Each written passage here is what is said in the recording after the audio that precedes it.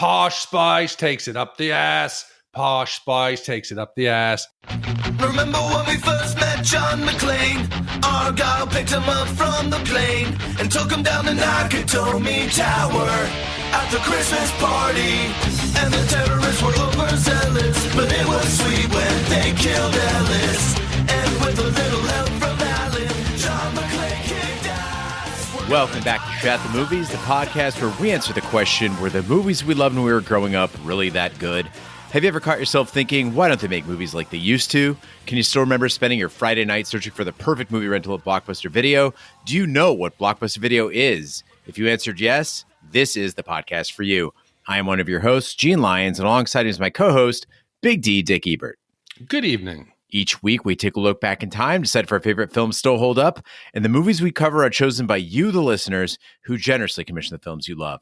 If you'd like to see all the movies we have covered, will cover, want to choose one for yourself, please visit shatpod.com and have a look. At the end of each podcast, we'll provide you, the audience, with the number of wipes each movie takes to get off your respective butts. So thank you so much for listening. If you have not already, hit that subscribe button and share with a friend. It's how we help the podcast grow. Additionally, subscribe to our sister podcast, Shat on TV. We review TV series such as Westworld, Taboo, American Gods, Game of Thrones, True Detective, Lovecraft Country, and Watchmen. Find all our information and past episodes at shatpod.com/TV. And finally, if you'd like to hang out with us live, follow and subscribe to our Twitch channel, shatpod.com/Twitch, and our YouTube channel, where we play video games, host watch parties, and edit this podcast live. All that being said, Big D, what movie are we reviewing tonight? Gene, I'm not going to lie to you. Tonight is one of those nights I've been looking forward to for a long time. Occasionally in Chat the Movie history, we've done a movie and then had the lucky opportunity to go back and do the sequel. We've done Terminator 2, Highlander 2. We did the Alan Quatermain series. We did Indiana Jones and the Temple of Doom. We did the Halloween, a couple of those. We did Back to the Future Part 2. We've done Mortal Kombat Annihilation, Empire Strikes Back. We're Return to Oz. We did Austin Powers, The Spy Who Shagged Me. A lot of sequels. And they're sometimes the most interesting to go back and look at because you think you have an idea over each film. And then when you get the full picture, only then can you step back and enjoy it in its complete glory. So when Kelly B wrote in and said, can you guys close up your Western series, your cowboy anthology with the 1990 Western sequel, Young Guns 2? And three-time Shat the Movies commissioner Kelly B wrote in and said, "Good morning, Shat Crew. I decided to commission Young Guns 2 after several episodes where this soundtrack was referenced. This is a much better movie than the first. Cinematically, it's gorgeous. You can tell it has more money. The dialogue is sharper, and the cast is packed full of 90s stars. The plot is clearer, and aside from Emilio Estevez's old man, fairly good acting and great death scenes. It had a lot of lines we quoted around middle school. Yoo-hoo, I'll make you famous, and let's finish the game. As a 13-year-old girl when this movie came out, I was obsessed by the whole soundtrack and listened to the cassette on repeat. I cannot talk enough about the perfection of the soundtrack for the movie. I hope you'll agree. Last but not least, I was obsessed waiting for this movie to come out for one reason only: Christian Slater. I had my Teen Beat posters on the wall for most of these gorgeous men, but Slater was my bad boy choice for many years. I wish Ash could be on this and talk on and on about just how good looking these actors were at the time, and especially Lou Diamond Phillips's gorgeous locks. Oh, and a young Balthazar Getty looking adorable with the 90s boy hair. But perhaps one of you will gush in her absence. Enjoy the ride, gentlemen. Sincerely, your pal, Kelly B. Yeah, I don't think we need Ash to gush. As a very confident adult man and is going into his 50s, I'm quite confident to gush over some of these men. Well, Young Guns 2 is a 1990 Western sequel to Young Guns from 1988. It stars Emilio Estevez, Kiefer Sutherland, Lou Diamond Phillips, and Christian Slater. The film follows the life of Billy the Kid, played by Emilio Estevez, in the years following the Lincoln County War. The story is told by Brushy Bill Roberts, a man who in 1950 claimed to be the real Billy the Kid. While the film takes some creative license, it does show some of the main events leading up to Billy's documented death, including his talks with Governor Lew Wallace, his capture by friend-turned-foe Sheriff Pat Garrett, his trial, and his subsequent escape in which he killed 2 deputies. So, Big D, I was a huge Young Guns fan as a kid, and I'm not sure how I remember watching this because when I saw it was a 1990 movie, that means I was 10 years old. That means Young Guns came out when I was 8. But I legitimately recall scenes from these movies when I saw them the first time. And not just what happened. I remember as a young Gene Lyons watching this movie with emotion. Like, I remember the anger I felt at the bad guys when they killed John Tunstall in Young Guns 1. And I was so worried for Billy and the boys as they fled the law in Young Guns 2. So whatever we might say in this podcast about Young Guns 2, know that this movie, above all things, is incredibly memorable. So your feelings are accurate, Gene. I went back and did a little checking on our score just so we could have a baseline. We gave it a 2.33. It was you, Ash, and I. You liked it the most, 1.75. I thought it was 2.75. Ash said 2.5. So your memory is correct. You did like it. I remember liking it. I remember having fun on the podcast, even though Westerns are my weakness. It is one of those things I cannot differentiate them. I can mix and match characters. I really have trouble with the plots. Because the first one, it was that, like, I feel like it was like MTV does a movie. You get the hot young actors of the time. Yes. Let's make it fun, over the top action. There's going to be tons of dirty frontier sex, which I remember I talked about. I will always talk about that, whether it's Dances with Wolves or anytime you get sweaty people out in the woods. It's something I'm just Last of the Mohicans. With. Yes, terrible. Just romantic oral sex in sweaty conditions. So I was excited when Kelly wrote in. I'm like, let's go back. I want to see part 2. The first one you remember because it's the cast of the young guys, whether they're tripping out in the, doing mushrooms or whatever, and they're shooting the guns and acting crazy. This one, it was foggier. I remember the modern day Billy with the car. I remember Bon Jovi, Blaze of Glory. That was the tie-in to this film. And I feel like every movie at this time, you had to have the big song, the song that would promote it, whether even it started maybe in the 80s with Huey Lewis and the News, the stuff from Back to the Future. Here, Blaze of Glory. Or later on, we had a couple years later, Bryan Adams, Everything I Do from Robin Hood, or The Bodyguard. This song made the movie, and this was up for an Academy Award. Movies at this time, you had to have the big, like, tent post summer song that could bring people to the theater. I gotta say, I'm a bigger fan of the song than the movie, and we'll get to that right after the trailer. I agree. Considered by the court that William H. Bonney be hanged till he be dead, dead, dead. You can go to hell, hell, hell. Buenos tardes, amigos. You're not dead. Do I look dead? The entire country is reading about our territory every day in the journals. Should we give him a proper burial? And they're not reading about our growth towards statehood. I never stole a horse from someone I didn't like. Now you just kill him. What they are reading about is a 21-year-old delinquent. What scum? Who is making us look like imbeciles. Politicians, bankers, cattle kings.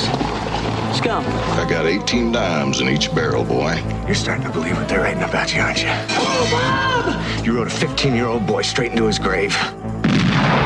Goodbye, Bob. Best $1.80 I ever spent. And the rest of us, straight to hell. I don't take to tenderfoots in my gang. It ain't your gang, Dave. Let's hire a thief. $1,000, Mr. Garrett. To catch one. And all the resources you need to carry out the extermination Just playing the game, Doc. of one William H. Bonney. Even their horses are crazy. We'll give him a game, all right. They're starting to surround us. We gotta get out of here. Dave, it's your gang. What? It ain't my gang. It's your gang. It's always been your gang. Emilio Estevez, Kiefer Sutherland, Lou Diamond Phillips, Christian Slater, Balthazar Getty, Alan Ruck, James Coburn, and William Petersen as Pat Garrett. Yoo-hoo. I'll make you famous. Young Guns 2.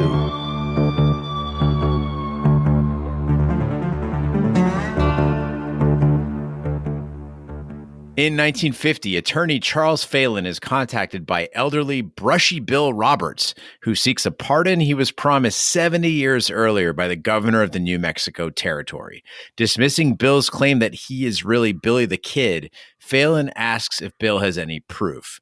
Bill's story begins in 1879 as the famed outlaw has formed a new gang with Arkansas Dave Rodabaugh and Pat Garrett. In the wake of the Lincoln County War, New Mexico Governor Lew Wallace has issued warrants for the arrest of everyone involved. Billy's former compatriot, Doc Scurlock, now a school teacher in New York, is captured and imprisoned alongside fellow regulator Jose Chavez y Chavez and their old enemies. So I hope I'm not offending Kelly by starting off on a sour note, but she's the one that pointed it out. And we got to talk about Emilio Estevez in Old Face, because we recently did Peggy Sue Got Married. And on that podcast, we talked about how using all the same actors for the 1960 and 1985 versions of the characters was genius. Young Guns 2, I think it's going to make me eat my words, because instead of hiring an experienced, talented, older actor, which in the 90s there were plenty of, to play Brushy Bill Roberts, the filmmakers were like, oh, we know. We're going to put Emilio Estevez in some like Tim Robinson quality old face, and then let him do a terrible old man voice. And not only does this look and sound ridiculous, but I feel like it robs us, the audience, of some agency here, because we could have been left with this mystery of whether Brushy Bill was just a crazy old man or really Billy the Kid. But when you have the same actor playing him, it's clear what the movie's telling you. It's a real possibility. This is not Billy the Kid. Even though we're seeing him as the older version of Emilio Estevez, it is still a good chance, because they came out with Young Guns. It was kind of a surprise hit. They had meant it to be a standalone film, so they tied up at the end. It was a clean ending. We get the epilogue with Doc, where he's talking about Chavez goes to the farm in California. Doc moves east. He marries Yen's son, Alex's widow. She becomes a cattle farmer. Murphy's ring is like, it collapses. Then Garrett shoots him. He's buried next to Charlie at Fort Sumter, and somebody later like carved pals on it. It was meant to be a standalone. And when you take into account that the plot or the script of this film isn't an original story, this is based on the book written by Bushy Bill. So this might be not even an attempt to be a sequel, but a delusional ramblings of a crazy man. I think that ending to Young Guns, the original one, was kind of poetic for what it was. It was a little touching in that way.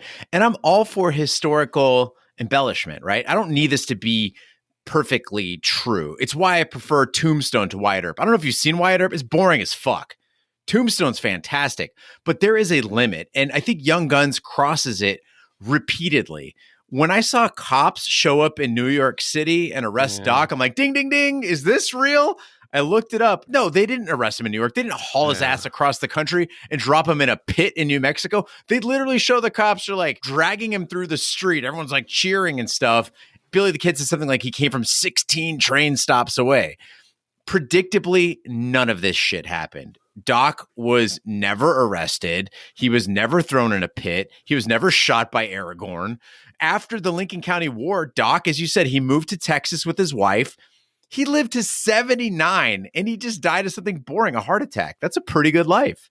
Yeah, a lot of these things that we're seeing here, it just could be the ramblings of a crazy man trying to embellish his life, trying to sell the story. Because the inaccuracies go even further than that. Pat Garrett didn't start working on his book until after Kid was dead. Marshall Upton didn't ride with Garrett when he was going after Billy the Kid. Garrett wouldn't even approach Upton about writing the book until after, years later. So a lot of these things don't happen in order. And you get things like that whole scene in the governor's mansion. Can you imagine, Gene, in any world that happening? We're gonna lure Billy with this ruse. It's like when they get, have you ever seen like the people who have warrants out for them and they say, hey, you've won Super Bowl tickets, and all these people show up to this place to collect their tickets, but it's really the police just luring them into this trap? And then the police give them a gun and like, show us some shooting tricks. Yes, exactly. Hey, you guys are up for armed robbery? Here, take this Glock and go out into the hallway and shoot it next to the governor. That shit would never happen. He does the whole trick. It's crazy. Oh, you go 2 bullets left, Billy. He shoots the chandelier sideways, takes it out, and weird shit like, hey, can you prove to me, show me some scars? The whole line I'm going to call bullshit in all of this is, well, it's a well-known fact that I've got really large wrists and tiny hands. That's a weird fact that Billy just would not share. It's a turn on for some people. Yeah, this shit's all fucking made up. This is all a fucking delusional like lie of an old man baking in the sun in 1950. It's hot in here. Get this shit off of me. Can't breathe. Billy meets with Governor Wallace, who agrees to pardon him if he testifies against the Dolan Murphy faction. Instead, Billy discovers that he's been tricked into being arrested with no chance of testifying. Wow. He escapes, returning with Dave and Garrett and posing as a lynch mob to free Doc and Chavez, who reluctantly join them on the Mexican Blackbird Trail to Mexico. Desperate for reinforcements, the gang accepts farmer Henry William French and teenage Yankee Tom O'Folliard, while Garrett decides to stay behind to open a boarding house. Okay, so I understand the educational system at this time in history and in the United States. It was not the best in the Old West, and this is partially why the original regulators, they loved Tunstall so much, because he forced the boys to sit down and read. He made them become literate. He saw the value in education. But most of the bad guys in this film and the original, they're just fucking dumb. They do things that are dumb. They make mistakes that are dumb, that aren't education related. They don't have street smarts or book smarts. Billy is a super high value target. The governor has made it his mission to send out at great expense and manpower, this whole mission to New York to go get, we're going to get him at gunpoint. This violent teacher who's teaching the letter W to a bunch of school kids. You go in there and raid it. So now you've got Billy. You've trapped him, this whole elaborate plan. What are you going to do? Let's leave him with one guard, possibly the dumbest guard you've ever found. The guard who lets a guest come in. Then the guest can give Billy an object that you could hide something in. Then he lets Billy go to the outhouse, unaccompanied, outside. He gets fucking shot, escapes. You don't learn your lesson. The entire group of law enforcement is in town. Okay, now that Billy's escaped, you've lost him, but at least we've got now Chavez and we've got Doc. Oh, guys and masked men, these masked guys, they must be part of the lynch mob. You decide to give up your other high-value targets to these guys. While you can hear Billy laughing, I can hear it, and Billy takes off his mask, his sack on his head, about 5 or 6 times. I wish the people were a little bit smarter. They don't need to be brilliant, but don't keep doing stupid shit. And don't even get me onto that whole Deputy Carlson shit they do later at the end when they do unwilling cosplay and just fucking trap somebody. They're dumb. Now, before anybody calls us out, we are conflating 2 of Billy's escapes, but the fact still stands that the people guarding him are fucking stupid. And honestly, the audience of Young Guns 2 must not be that smart, or at least that's what they think of us. Because this movie, we talk about hand-holding in movies. This movie doesn't just hold your hand. It holds your hand and it yells in your fucking ear. When the real lynch mob shows up and spoils Billy's ruse after he's already taken his mask off, as you mentioned, he literally yells out to everybody in town, "It's a real lynch mob." And now we all know, like we didn't know before. And the stupidity doesn't stop there. Look, I shouldn't expect a movie called Young Guns 2 to treat firearms with any degree of respect. They are, after all, young guns.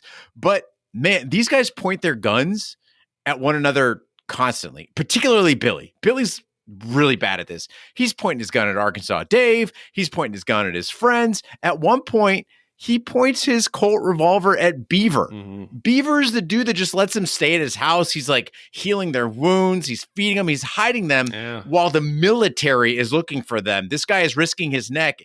And for no fucking reason, Billy's like, I'm going to put a gun at your head. Leave that kid alone. You know, this dude is the fucking worst. We have to remember, in the first movie, he was even more dangerous. In the first one, at least, the characters around him were telling him, hey, you're going to get us killed. Hey, don't do that. Here, nobody says a fucking word. He's the worst. Doc now, after they do the escape, where they get him out of the pit, he's chained and handcuffed. let's put Doc behind somewhere that's safe, and I'm going to shoot the chain off. He chooses a rock, for people who have not seen this in a while, about the size of a basketball. He then has Doc on his hands and knees behind the basketball with his hands in front.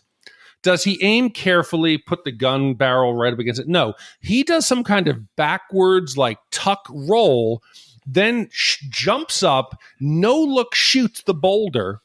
He's a sociopath. These are his friends. Instead of getting a moment where we get, wow, Doc, I've not seen you. I remember our whole time together. It's great to get back together. He is just wantonly risking everybody getting killed. Big D, when you can shoot a candelabra sideways and then shoot through 3 candles with 1 bullet, like Doc was in no danger. Billy's the best. He's just the best. Again, this is another fact. This is a delusional ramblings of an old senile man in the desert. I did a back roll. I shot the chains right off him. I shot it, and then I hit a candelabra with the ricochet. I don't want to do this anymore. Billy demands a $500 debt from former ally John Chisholm, leaving 2 of the cattle baron's men dead. Furious, Chisholm joins Wallace, and they offer Garrett the job of Lincoln County Sheriff and $1,000 to hunt Billy the Kid down. Forming a posse, Garrett recruits a journalist to document their pursuit. Billy leaves a taunting message for Garrett, and Rudabaugh tries to dig up an Apache burial ground, resulting in a knife fight with the Mexican Indian Chavez. Okay, so this is the point in the podcast where if you're some of our listeners who don't enjoy us kind of diverging or going away from the movie, this is the point where you maybe jump ahead maybe 30 seconds. Or 30 minutes. I'm watching this film, right? And all I can think of was a couple days ago, we have that Sam Bankman-Fried, that FTX verdict in New York, where he got convicted in like 3 hours of all 7 charges. I've watched some of the Trump stuff in New York. And I've noticed that there is a wide range of talent for courtroom artistic, like reporters, the people who do the sketches. Some people are famous. I went and looked up, like Billy Roble is a guy who I guess did Charles Manson and Michael Jackson. But not everybody is up to that same level. You all know what Sam Bankman-Fried looks like. He's got curly hair, large ears. He looks very strange. He looks like Gollum if Gollum was a tech billionaire in his 30s. The courtroom sketch comes out, and it looks like an Abercrombie and Fitch model. It's gorgeous. The hair is gelled up, beautiful. The next one comes out, it looks like a troll under a bridge. And I'm looking up some of these bad ones in the past. Like there was the Pharma Bro. You remember that dude, Martin was Shekel or whatever his name was? There's a famous one of him, or Tom Brady with Deflategate that made Tom Brady the most beautiful man. Next to Viggo Mortensen, maybe looked like very like. Whoa, Tom Brady has way better teeth than Viggo Mortensen. Oh, he does. Of course he does. He's more pretty. He's more like David Beckham, whereas Viggo is rugged and Eastern European dangerous, which I'll get to later. But I'm thinking about all these fucking wild wanted posters and shit. And then this movie comes on, and it is a beautiful work of art, Gene. It looks like I ran some kind of an Instagram filter that would convert a picture to sketch. That's Emilio Estevez. I see the picture. I know it is Emilio Estevez. I see any of these wanted posters, and I'm thinking, holy shit, how are these police officers so incompetent? They're tricked. They let them escape when they have this great capability. And I looked into it, folks. This is all made up for the movies. Back at this time, wanted posters really didn't exist. They were like postcard size wanted information. The first time that they really had a wanted poster was for Kennedy's assassins, but this didn't exist. And it makes sense because I was ready to call bullshit that the police struggle with basic tactics and how to secure a prisoner when they had this great fucking wanted posters. Well, I'm going to carry the torch of this tangent and get into my own scientific topic that I like to get into, Big D, if you'll indulge me. I will. Which is, I did my research into wound care. Of course. Because several times in Young Guns 2, we see Chavez, we see Billy, we see Dave. People are getting shot in the leg. They're getting sliced across the belly. They're getting shot in the arm. They're getting stabbed through the arm.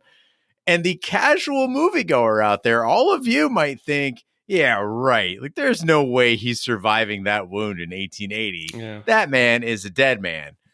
Well, we aren't your casual moviegoers. I happen to come from a family of doctors. I asked around, and it turns out if you have a clean wound, that goes in one side and out the other, what they call like an ice pick wound or a through and through wound, right?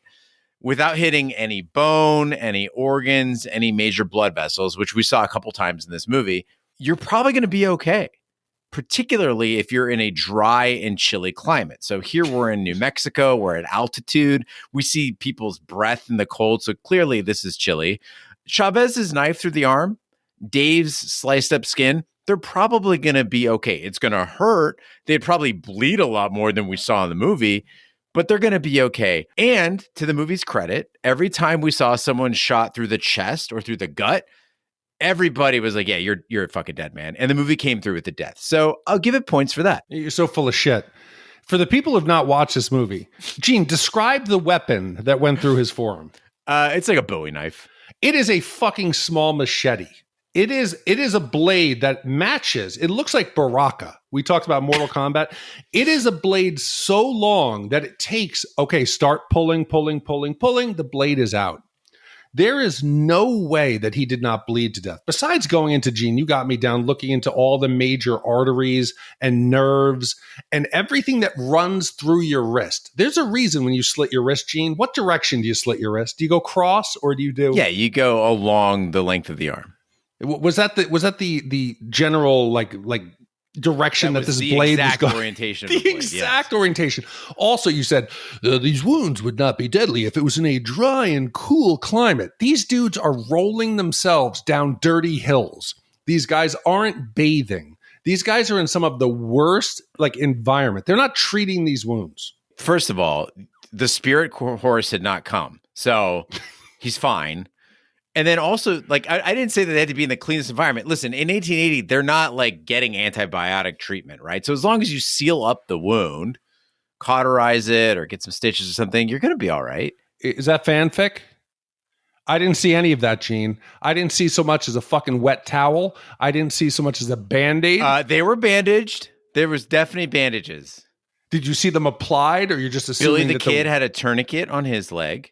And I believe Chavez had a bandage wrapped around his arm after he got stabbed through it. Now, I will admit that when I watched this scene, I thought he'd pulled some weird Mexican Indian trick where he had a fake arm or something wrapped around his arm. And then no, it's actually going through his damn arm. Yeah, I thought the same thing. He had some kind of a shield, some kind of a guard, and it had gone between them.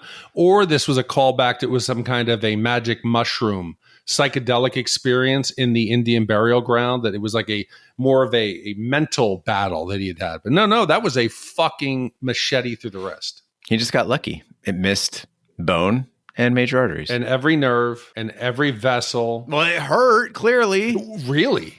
It didn't seem to hinder his ability later. He's tough. Well, Billy and the gang reached the town of White Oaks, spending the night in a bordello run by his former companion, Jane Greathouse. A lynch mob gathers, a real lynch mob gathers, and Deputy Carlisle offers to let the gang go in exchange for handing over Chavez. But Billy dresses the deputy as Chavez and pushes him outside, where he is shot dead by the mob. Garrett tracks the gang to the bordello and burns it down, while Jane strips naked and rides away. The gang is followed closely by Garrett's posse, and Tom is shot dead by Garrett.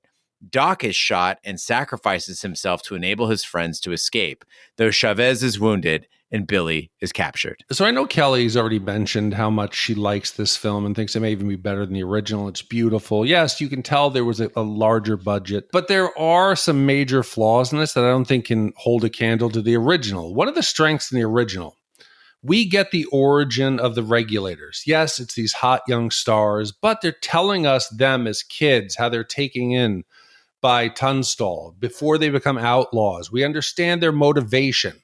And as a result, we understand what they go through and what happens to them as characters. We understand the stakes. We feel the tension. When Dick and Charlie die, or Dirty Steve lays down his life for Chavez, you're like, shit, I know what that means. I've spent the time with them.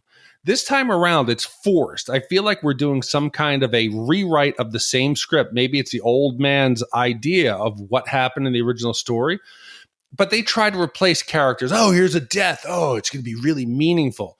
It just felt like you were getting the band back together. It seemed forced. And as a result, I really didn't care about any of the characters. It felt like the filmmakers had some things they wanted to happen, and then they just sort of drew out a hat who it would happen to or who would have to do it. And you talk about forced. I got 4 words for you. Jenny Wright nude scene. Listeners, you might remember Jenny Wright. She was the hot-ass vampire from Near Dark. Here, she's playing Jane Greathouse, who is a brothel madam who's friends with the gang. Predictably, she gets a nude scene in the movie that makes absolutely no sense. So Pat Garrett shows up. He's looking for the guys. They're not there. She kind of spurns him. They used to have a thing. He sets her business on fire. Her response is to strip naked, because that's what you would do, I guess, and get on her horse and tell the town of White Oaks to kiss her ass. It makes no sense. We had The Unforgiven, where it's about vengeance. You know, they fought back for Tunstall. This is a perfect opportunity for them to stand up for their friend, and they kind of just let it go. And I don't know. I think maybe you just needed the Emilio Estevez ass shots. They could have made this worth something, right? For instance, the guys need to escape. There's a lynch mob gathered outside. She shows up. She comes out on the porch naked, and the guys sneak out the back. Now it makes sense. But what is she showing people a lesson? Oh, I was trying to keep up airs of propriety, but now that you burned my fucking business down, I'm going to show you my titties and ride a horse out of here, and then open up a proper whorehouse with sawdust on the ground. And again, her skin was way too clean for Old West living. I would expect some blemishes, some bruises, some rashes, some sores. Something a little more Name of the Rose. So, Gene, in both Young Gun movies, we've got the police are incompetent. We've got our young guns outsmarting them. And then we've got the bad guys who are cartoonish. They're not so much really frightening as they are like blurting out over the top lines and acting cartoonish. You got Jack Palance as Murphy. China out there and yelling in the street, getting shot. But somebody may have missed the memo for this film, or they were trying to go in a different direction, because the casting of Viggo Mortensen as John Poe, it made me uneasy whenever he was on screen. And it reminded me of some of his iconic stuff. Have you ever seen like A History of Violence? No. Or Eastern Promises? That one's been recommended to me like 100 times, and I need to watch that, but I have not seen it. I've only seen Lord of the Rings with him in it. He is like, he's a sociopath. He is like disconnected from any form of feeling, violence. He is like, it's that scary thing when you see in somebody's eyes that they don't just care if they hurt you. It doesn't matter to them. It's the same as, putting something in the trash as it would be breaking your arm or sticking a machete through your forearm. And this character, he's smart. He's ruthless. He picks up on the fact that Garrett is full of shit and he's going to let Billy go. I thought he was being a little over the top in it, but no, he was dead on. He was on top of it. And he has no regard for any kind of human life. We've got the teenager now who's going to take like the Dickie role, who's going to be like, okay, this is going to be the character who's going to get killed, who's going to, emotionally wreck us. To watch this young kid get shot, he gets blasted in the chest. And what comes out of his mouth, Tom? He says, "Take your medicine, son." I was like, wow, Viggo is in a very different movie. He's in like the Unforgiven version of this Western. I totally agree. And it kind of made me sad that they didn't cast Viggo as Pat Garrett, because you really needed somebody to sell this heel turn. Yeah. And I don't think William Petersen did it. I laughed out loud when I saw Pat Garrett's heel turn and they just had him shave his facial hair and put on all black. And now suddenly he's supposed to be this like ruthless hunter in pursuit of Billy. Or is he? No, again, imagine Viggo going in and burning down the brothel. Yes. And maybe he does that shit with some of the ladies, the working ladies in the building, or he smacks around the madam. Also, I would totally believe that Jane Greathouse fucked him. Nobody's fucking William Petersen. No, nobody. If you've watched CSI Las Vegas, nobody's fucking him. But Viggo, yeah, I could be attracted to that guy. Now, Big D, you talked about when Pat Garrett killed Tom, and my immediate thought was what the fuck was the point of that character? So we see Tommy's this kid. He idolizes Billy the Kid. He's from back east. They call him Tenderfoot. He's got kind of like a little bit of a stammer. He's very shy. He doesn't know how to handle a gun. He's never been a part of any crime that we know of. This kid joins the gang. He sleeps with a sex worker, and then he gets shot. That's his entire story arc. And I was thinking, like you, Big D, that this must just be a cheap death for shock value and some sort of emotional manipulation. But thinking about it longer, this might be the smartest thing that Young Guns 2 did, because you talked about people getting sick of Billy in the first movie. In this second movie, you see Doc, he fucking hates Billy. Billy dragged him back to the mix. He's pissed about it. Chavez, he's not like friends with Billy. Billy says pals, but Chavez just understands that he needs to go along with this plan for survival. There's no other solution there. Hendry has nothing to fucking live for. He's just along for the ride. And Pat wants New Mexico rid of Billy. He doesn't like Billy either. He doesn't want to kill him, but he certainly wants him gone. I think the film was trying to tell us that at this point in 1880, 1881, the only person impressed with Billy the Kid was someone that read about him in comic books and collected marbles, right? He's a lost child who might have possibly some mental issues. But I mean, I keep thinking back to, they have a history, these characters. How did they not know that the Mexican blackbird doesn't exist? How do they not know their way around this area? They've been there. Yeah, how hard is it to find Mexico from New Mexico? No, if you had a bunch of teenagers, if you had a bunch of Yankee Toms, and they were like, "Oh, where are we going, Billy? Oh, just that way to the Yankee to the Mexican blackbird." Okay, but these guys just do not pick up on it. And it's a lot of, again, people doing dumb, stupid shit. Hey, you know what? We just need to go to the whorehouse. Why go to the whorehouse? Other than maybe for Tom to bust a nut, why go back to the whorehouse? No, we got that explanation from Pat Garrett. He said that Billy needs the attention. He has to go to a town every so often because he needs to be recognized. I understand that, but no, it's actually because Billy doesn't want to leave. Billy's just trying to get the band back together and do the loop. But we keep getting more people doing stupid shit. And I always got to remind myself, first movie, we laughed about it with Ash. The climax, the plan they came up with to escape the final, like the house burning, was to stick Billy into a wood chest, a trunk, then roll him out the roof of this burning like house, hit the floor. He then gets himself out and then deadpan shoots everybody, including fucking China.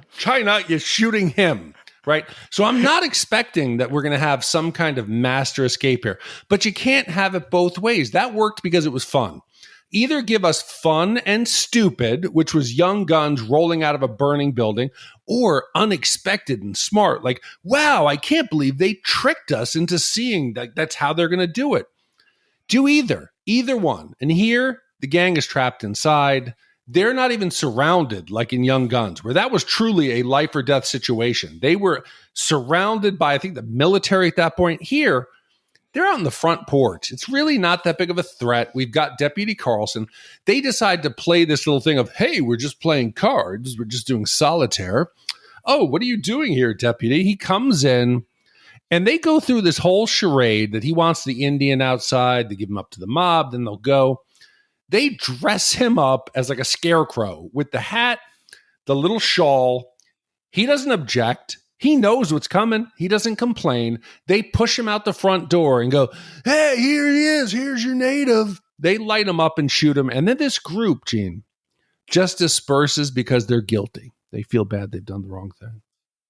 You got to admit, though, the Deputy Carlson was pretty funny. How do you want to do things? Law way. It's pretty good. But no. Big D, I think it's important to note how ridiculously hard it is to keep an actual human being captive or to actually capture people. And we talk about how stupid these people are, but we're accustomed now in modern times to the ability to capture people, the ability to have some sort of a foolproof way to keep somebody contained. I mean, Billy the Kid's first real life escape involved him shimmying up a chimney. I found out when I was living in Lima, Ohio, John Dillinger was held in a jail there, and he escaped by using a wooden gun.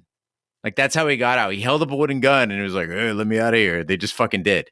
because they thought it was a real gun. People were, as you said, very fucking stupid. Gullible. Why are you going in there to negotiate? Just surround them, set the building on fire, and look out for the chest coming out the window. He does things law way. You got to do things law way. They fucking lit him up. They lit him Yeah, up. they did. Man, that's the deputy. Let's get out of here. I can't see shit out of this thing. Free. Well, Billy is sentenced to death and is visited by Jane, who leaves him a pistol he uses to kill 2 guards and escape to Fort Sumner. Billy finds his gang, but Dave has fled for Mexico, and a dying Chavez leaves to meet his fate alone. That night, an unarmed Billy is confronted by Garrett and asks to be allowed to run to Mexico. Garrett refuses and prepares to shoot Billy in the back. The next morning, a burial is held for Billy, but Garrett's horse is taken by an unseen figure. Back in 1950, Brushy Bill concludes his story, convincing Phelan that he is Billy the Kid. Yeah, he fucking finishes his bullshit story. This is Bushy Bill's full of shit. Now, Gene, Brushy Bill. recently, Vanessa, Em, and I went out to Arizona. We joined you for your Hallow wedding, which was a very wonderful event. And right outside of our hotel, they happened to be holding the 39th annual powwow for, I think it was 20 plus tribes in the area. And it was fantastic. I'd never been to anything. They were performing. They had artisans with like jewelry and all kinds of crafts and stuff. And I don't know if that experience has kind of changed my view, because I'm not PC. I'm not a social justice warrior. But I felt a bit uncomfortable. If I remember correctly, you had a problem with Lou Diamond Phillips in the first one playing Jose Chavez. This one, something was tingling in me, Gene. Since I'm not a social justice warrior, maybe you could explain some of the symptoms to me. It kind of felt like a cold breeze came in, and it was a tingle up my back where I said, oh my goodness, I just feel something. When he has that broken Indian speak, it's his delivery. He's like, when troubles come, they come not single spy, but battalions. I'm like, Lou Diamond Phillips, come on, fucking, that is not the way you should be doing it. Wait, that's Shakespeare. No, it really is. He's directly quoting Shakespeare. Is that Shakespeare or Shakespeare? No, it's Shakespeare. He's just doing it with an accent. He's doing it with an affect. Oh, it's a heavy. It's like Boogie in Your Butt, but for Indians. That's a heavy affect. You know, you talked about the lone death vision of the Mustang, or the fact that he actually has some kind of like Native American. He didn't track anyone in this film, thankfully, but he straight up fucking tackles a horse. Yeah. Like, it wasn't like he pulled the man off the horse. He tackled a charging horse. He claims to be, even though he's a Filipino American, he claims to be part Cherokee, and he has close ties to the Native Americans. And they've even adopted him as part of the Lakota family. And he's got his translated Lakota name is Starkeeper. Is this I'm feeling Tom Cruise Scientology thing? Like, this is a famous advocate. Let's let him in, because they can't be cool with this performance. Far be it from me to judge somebody's Indianness. I can't put myself in their shoes. But if I was watching a movie, there was an Iranian character, and he's like, I've got to go die and be with my sand god. And then like an animated camel shows up, and that's how he knows it's time to go home or something like that. I would be somewhat offended. Somewhat. And I want to talk about that Chavez death, because this guy was arguably the coolest character in like both movies. He's the most put together. He's the most talented, maybe not with a gun, but he has the biggest diversity of talents and self-control and kind of that mystique. And he gets arguably the dumbest death in any of the movies. And with so many deaths, you would think that Young Guns 2 would be good at goodbyes. Like, this should be the bookend on this series, as we said at the beginning of the podcast. We have these characters that we've grown attached through not just one, but 2 movies. None of them get an emotionally impactful ending. Doc and Chavez, both sympathetic characters, right? We like both these guys. They're both good guys. Unlike Billy, one gets wasted as a human shield, essentially. The other one sees, as we said, an animated horse, and then he just falls down in a graveyard. Like, oh, he's Indian, so he's got to go walk out there and die under the sky. I don't know what the fuck. Even Billy, as you mentioned, what's his big ending? He gets old and then just hobbles off into the desert. See, all again, I feel like this is somebody telling their own story. No one says a negative thing about Billy. No one. No one tells him, hey, fucking stop what you're doing. Right there, Chavez should have turned around and said, hey, Billy, you know what? I knew you were going to get me killed. I knew you were. And this is all going back to the story that this is not the true characters we've known. This is the tellings and ramblings of that crazy man. Yeah, the closest we get to it is Pat Garrett saying, I didn't kill him, you did. Which is fucking true. Yeah. It's fucking true. Well, now is the time of the podcast we give our Shat score for Young Guns 2. The Shat score is our way of telling you how many wipes this movie takes to get out of your respective butts. 0 wipes is a perfect movie. It's when you just let that squirrel go. And 5 wipes, it's an absolute disaster of a movie. It's when the copy is good, but the machine is bad. I'll go first. The saddest thing about Young Guns 2 is that both history, like real history, and the first movie in this series gave the studio a perfect runway to continue Billy the Kid's tale. Then they beefed up the cast, as Kelly mentioned. They added Viggo Mortensen. They added Christian Slater. They added William Petersen. So this movie, by all means, should have been entertaining. But their need to kill off characters that didn't actually die until years later, and a lack of faith in the true story of this gang after the Lincoln County Wars, it just sort of muddied the whole thing. The characters became caricatures of themselves. They were somewhat fleshed out in Young Guns 1. This one, they became flimsy and flat. I didn't enjoy it. I liked Young Guns 1. I gave it, 1.75 wipes. I'm going to go double that at 3.5 wipes for Young Guns 2. It strangely felt paint by number. It was like they tried to reverse engineer the first film. I would tell you, Gene, I want you to give me a movie. There's going to be a set of characters. They're going to be misfit bandits. They're going to band together against a common enemy. They're going to, rise up against all odds. They're going to escape. We're going to care about their deaths as they go off into the wind and become mythological in the Old West. But the problem is they tried to make an actual Western. The first one was the equivalent of Fast and the Furious with horses. Mm-hmm. It was ridiculous. It was jumping supercars out of a fucking skyscraper in Dubai. This one, they're trying to make a legit Western. They're trying to go and make Ford versus Ferrari. You can't have Dom Toretto in fucking Ford versus Ferrari. It doesn't work. It has an identity crisis. And I think it was a missed opportunity, Gene, because they could have left that change in feeling and genre up to the audience to say, what did we just watch? Was that the retelling of Billy and what had happened in the time that passed? Or is it just the inaccurate embellishment of a wild man? That would have at least put a wrinkle into it. And they've still in recent years come back with talking about a Young Guns 3, and Emilio Estevez was the best. He came and said, no, we're all dead. What do you want them to do? We're all dead.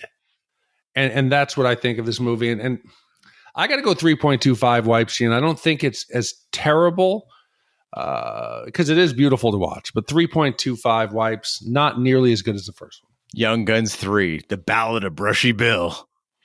The battle for our souls as they fight their way through the afterlife. And then in comes Chavez on his beautiful Mustang, his steed. Oh, yes. Ate. It means stop, white man. Wow. All right, Big D, with 3.5 wipes from me and 3.25 wipes from you, that gives us an average wipe score of 3.375 wipes for Young Guns 2. So, Gene, that now makes this movie stand alone in the 245 spot. It is slightly worse than Silverado, Rudy, The Phantom Menace, Bad Boys, and Videodrome. Slightly better than Weird Science, Batman, The Burbs, and Ghostbusters 2. So, again, I think this is one of those cases where we're going to need that adjusted Shat AI, that Shat calculator, that black box quantum math, which we're working on, folks. I think it's just fine. You think it's just fine? And I think Kelly does too. Okay, I'll go with that. Well, thanks, Kelly, for the commission. Big D, we have a few voicemails this week before we close out. The first one comes from Mike from London, and is calling in about King Solomon's Mines. All right, gents. It's Mike from London here. Was just listening to the King Solomon's Mines episode the other day, and I was struck by the number of British voices on the voicemail. So I thought So it's about time I got back in contact and said hello. I don't really have anything to say, though, apart from we are on the eve of the new Premier League season kicking off. So if you want to join the Shat on Football Fancy League, the code you need to use to sign up is I6SKPY. That is India 6 Sierra Kilo Papa Yankee. Okay, yeah, that's it. Thanks, guys. Love the show, and speak to you soon. So clearly that is from a few weeks ago, several weeks ago. But that is Mike from London calling in. Thank you so much for setting up the league. And I made the mistake of sharing that link out on our Facebook. And now we have like a bazillion people in the league, and I'm just getting demolished in there. But at least the Arsenal is doing pretty well. But Mike, thank you so much for running it. And as far as the British invasion, I'm feeling it. We have callers coming in from Scotland now. We got Paul calling in from Middlesbrough. Mike's calling in. We've got an English editor at this point with Rob doing the Bowfinger episode. So yeah, keep it coming. Keep it coming. We love all the love from overseas. And Gene, just a little distraction here. I've gotten into with Vanessa watching the David Beckham show. And I need some information. How do we rank Beckham in his historic influence on soccer? Is he a top 10 world player in history? I think he's a top 10 world player in notoriety. I'm probably biased as an Arsenal supporter.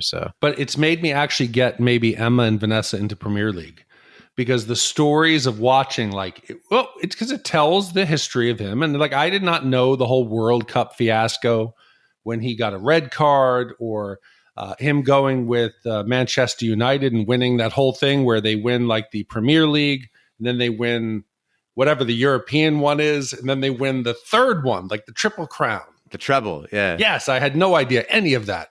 And then he goes to Real Madrid, and then he wins. It's quite dramatic, and it's opening my world to soccer. All right, well, when you're done with that, watch Arsenal's All or Nothing on Amazon Prime, and then you'll know about proper football. I just know that they were very mean to him, the Arsenal fans. Good. They said mean things to Posh. They said, Posh Spice takes it up the ass. Posh Spice takes it up the ass. And they purposely said that it was Arsenal fans that said that. I mean, is it true? Probably. There you go. All right, next up, we have one from John from Spring Hill, who's calling in about Police Academy. Shat Crew. John from Spring Hill here. I just listened to your podcast on Police Academy and wanted to relay my own experience with this movie. Now, I grew up, it probably came out when I was 8 or 9, and I saw it in elementary school roughly, and everyone in elementary school must have seen this movie. Thinking back now, it's kind of weird because it's more of an adult-themed movie. But, yeah, my last name's Mahoney, so everyone kept saying, hey, Mahoney, where's Hightower? Fucking kids. But yeah, I grew up with that, and then for a while it died down. Then I went through college and went through EMT school, and we were allowed to mess around with the ambulance in the garage. Well, I ended up turning the sirens on by accident, and everyone from the classrooms came in, and my instructor was pissed to hell.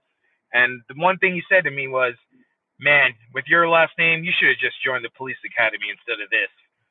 So this movie has lived on a long time for me, and I'm glad you guys covered it. Appreciate you. Seemed very polite. Pissed to hell? Seemed very, very nice. Yeah, no, I mean, because they're pissed to heck, I guess. But, yeah, kids are fucking assholes.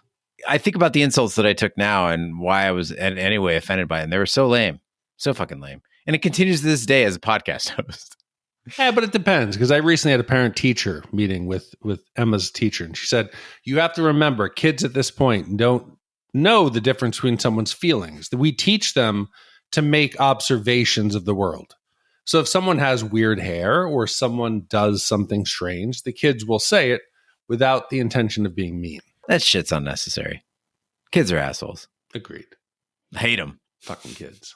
Thanks, John, for your voicemail. And finally, we have a voicemail from Hot Sauce Steve, who's calling in about Indiana Jones. Hey guys, it's Hot Sauce Steve. So I saw Dial of Destiny a few weeks ago, and I was just wondering how you two would rank the 5 Indiana Jones movies. For me, my order goes 1, 3, 5, 4, or 2, and then 4. 4 was just so bad. But anytime Indiana Jones is punching Nazis, it's a good movie. So, I mean, 5 was a good movie. It just felt slightly long, better than 2 and 4, not as good as 1 and 3. But let me know how you guys feel about them. Excited to hear whenever this goes on an episode. Have a great day. Have you seen Dial of Destiny, Gene? I have not, no. Okay, so I have to share this story, much like Dana Buckler. Few times I go to the theater, I went and saw that Spider-Man thing, and I got into a shouting match with a woman on Father's Day who brought her grandson to the film and was talking behind us.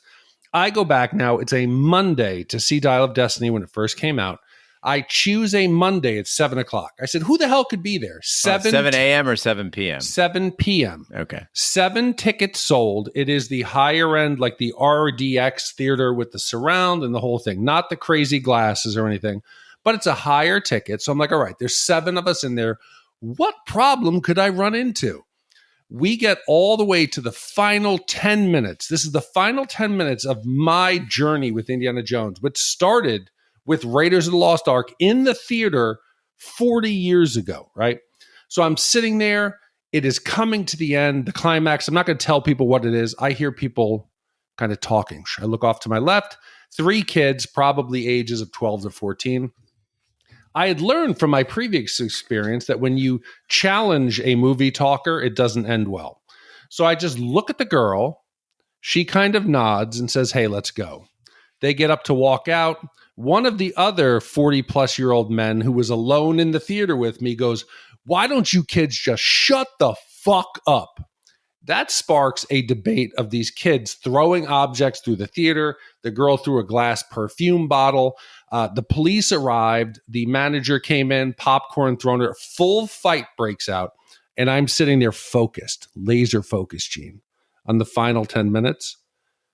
With that experience, I thought it was pretty good. We were once an empire, Big D. We used to be able to go to the movies and just watch them and everyone could behave themselves. No, and the manager said this happens fairly often. It's not a bad area. It's not like I'm, in an area where this should be expected. They said it's the kids go and the kids cause problems. So it will be my last time going to watch it.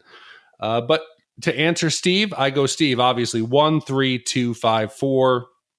We shall not speak of the crystal skull and the monkeys and the anthill and nuking the fridge. But this one was a feel-good ending. I think it was enough of the roots that people complained about the Waller Bridge and it being girl power and trying her to take over the mantle. I thought a lot of the DNA from the original series was there. The ending was enough fun. If you can believe that the Ark of the Covenant, he finds it and it melts Nazis' faces off, you shouldn't have a problem with the end of this film. As I mentioned, I haven't seen the last one, and I actually don't know the numbers, but I'll go with the titles. My number 1 is, of course, Raiders of the Lost Ark. It's one of our few perfect Shat scores here at Shat the Movies. I think my number 2 is probably going to be Last Crusade. It's no mystery that I'm not a huge fan of Temple of Doom, but I would still rank that one above Crystal Skull. Crystal Skull is just really, really bad. And I can't imagine Dial of Destiny being any worse than Crystal Skull. No, this one is it's fun. It's got a lot of the world hopping and the adventure and the mythology and the mystery. And the nice thing is, there's a warm ending to it that should be a good bookmark on the entire series. All right. Well, I hope that answers your question, Steve. If you want to write in and let us know, or call in and let us know your thoughts on how you would rank the Indiana Jones series, just go ahead and visit shatpod.com, use the SpeakPipe feature, or email us, host@shatpod.com. Big D, what movie do we have coming up next week? Gene, next week, The Blood of Heroes is the 1989 Australian-American post-apocalyptic film written and directed by David Webb Peoples, produced by Charles Rover, and starring Rutger Hauer. The film has inspired the creation of the sport Jugger, commissioned by Jeff G., and I'm all for anything post-apocalyptic. And Rutger Hauer, it's a win-win for me. Jugger's fucking crazy, so I'm really excited to watch this movie. Thank you for commissioning it, Jeff. And thank you, Kelly, for commissioning Young Guns, too. Thank you to all the commissioners who make this podcast possible. That concludes this week's episode of Shat the Movies. Be sure to follow us on social media and share with a friend. We're on Facebook, Twitter, Snapchat, and Instagram at Shat the Movies. You can email us, host@shatpod.com. Support the podcast by shopping our Amazon affiliate link. buying our merch, or by commissioning your own movie. Find all that information by visiting our website, shatpod.com. And we will be putting items on sale for the holidays. So make sure you get your shopping done with us, Shat the Movies, and support the podcast. Also, check out our sister podcast, Shat on TV, where we review TV series such as Lovecraft Country, Westworld, True Detective, Taboo, American Gods, Game of Thrones, and Watchmen. Find all the information on our website, shatpod.com/TV, wherever fine podcasts be found, including Apple Podcasts, Google Play, Stitcher, and YouTube. Be sure to subscribe, and if you stop by Apple Podcasts, please leave a 5-star review. It helps the podcast grow. On behalf of my co-host, Big D, I'm Gene Lyons. Join us next week for the following movie. From the screenwriter of Blade Runner comes The Blood of Heroes. Jugger's coming! Jugger's coming! Welcome to the future, where the game of Jugger is a way of life and death, where men and women will risk everything to win. No league team has ever been beaten by a challenge. Gar said we could play a team from the league. You think we can do it? Is it possible? We're about the best. What do you know about the league, boy? And for those left standing on the surface of the earth, You won't accept the challenge. the real contest waits below. What a challenge. Get out of the Red City. The chance to play the best They accepted the challenge! and survive. Break his legs, too, for good measure. Stained with the blood of heroes.